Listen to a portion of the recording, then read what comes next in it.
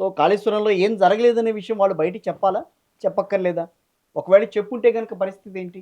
ఈ కాళేశ్వరం అనే ఈ ప్రాజెక్ట్‌ని మొత్తం గూడా డిజైన్ జేసిన తర్వాత, ఎక్స్‌పర్ట్స్ కమిటీ ఇచ్చినటువంటి సజెషన్స్‌ని గూడా కన్సిడరేషన్‌లోకి తీసుకొని, రీమోడలింగ్ జేసి, ఎక్స్‌పర్ట్స్ కమిటీ చెప్పినటువంటి ఒకే ఒక పాయింట్ ఏందంటే, మేడిగడ్డ దగ్గరనే యాక్చువల్లీ ఈ ప్రాజెక్ట్‌ని కట్టడానికి ఇట్ ఇస్ ఫీజిబుల్ లొకేషన్ అని జెప్పి, ఇదే ఎక్స్‌పర్ట్స్ కమిటీ గూడా నివేదిక ఇచ్చింది. అది గూడా అఫిడవిట్ మీద ఇచ్చినది.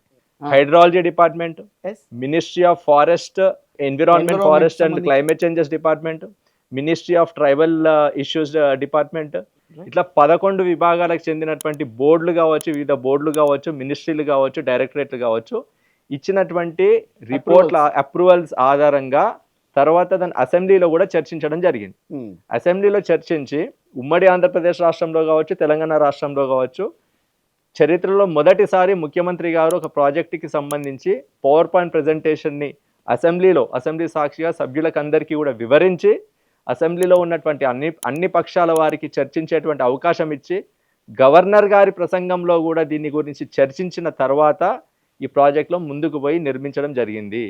ఈరోజు ఏ అప్రూవల్స్ లేవు, క్యాబినెట్ ఆమోదం లేదు, ఎవరు ఆమోదం లేదు అని చెప్తున్నటువంటి ఈ ఆరోపణ కూడా శుద్ధ అబద్ధం అని చెప్పి మరోసారి నిరూపితమైంది.